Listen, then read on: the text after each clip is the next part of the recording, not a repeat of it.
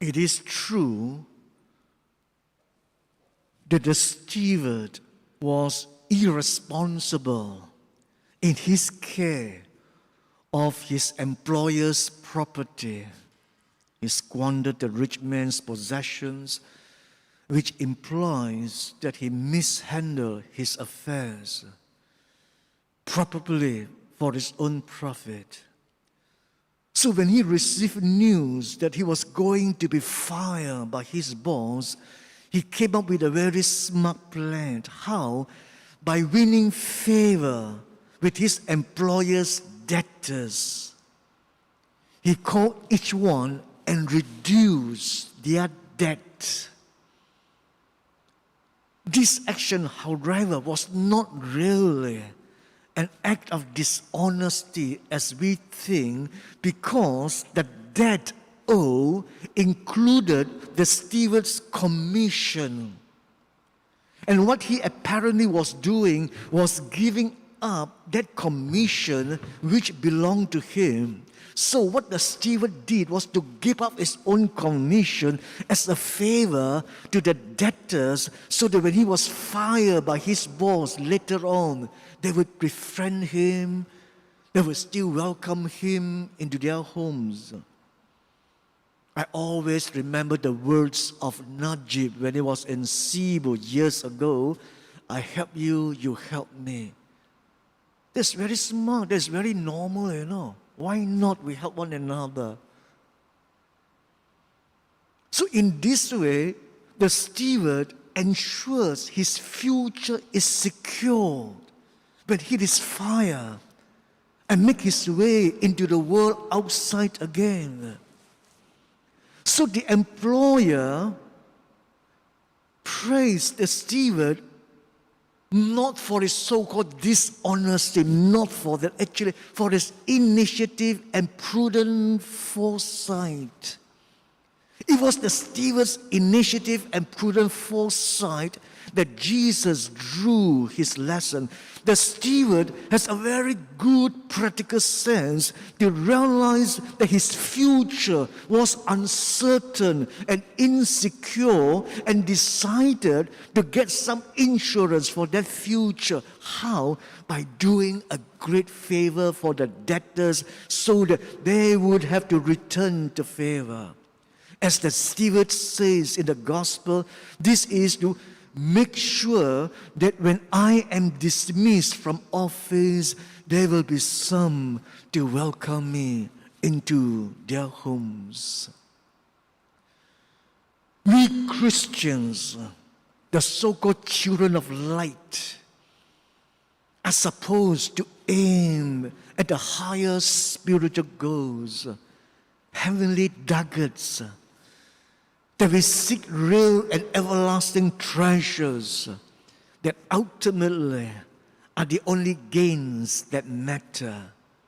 But then, many Christians seem to lack this initiative, this prudent foresight and sacrifices to achieve our spiritual goals for our eternal security in the way as worldly people do for their worldly goals, for their temporal security. So to our Lord, it's a shame. It's a shame that we Christians, the children of light, do not show enough initiative, prudent foresight, and sacrifices for our own eternal security with God, and to use our possessions, our goods, to gain a lasting reception in heaven.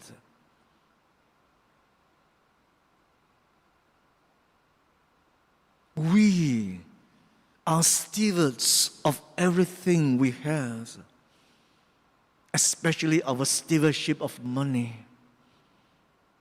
So we don't let our money determine the goals of our lives.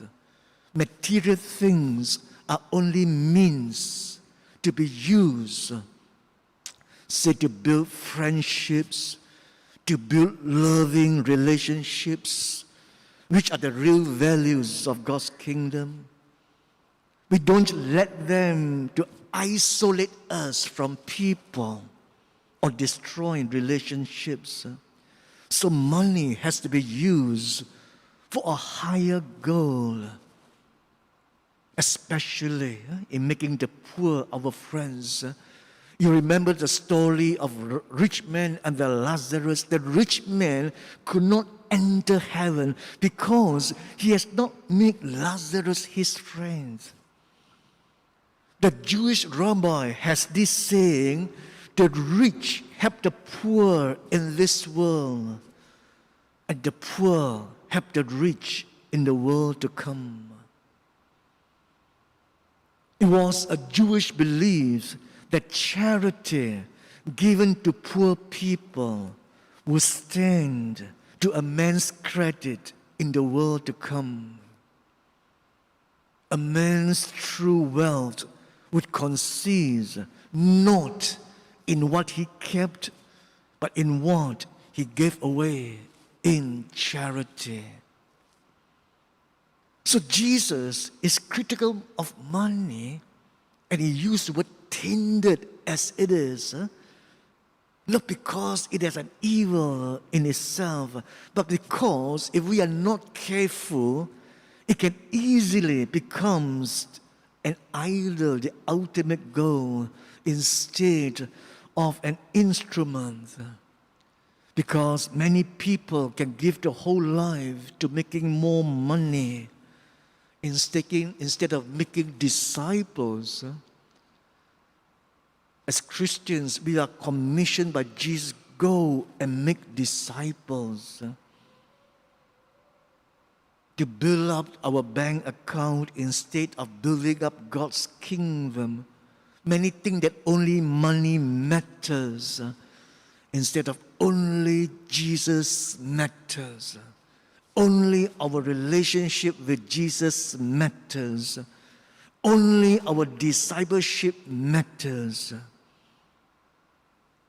Yes, health is wealth, no doubt about it.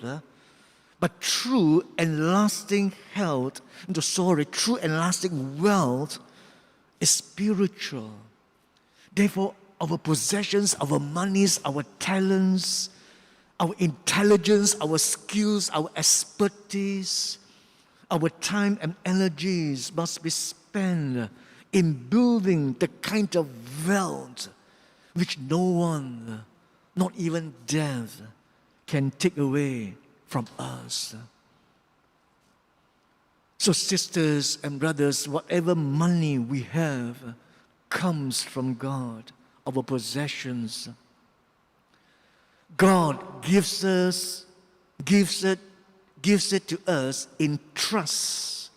We are only stewards of it and not the real owners.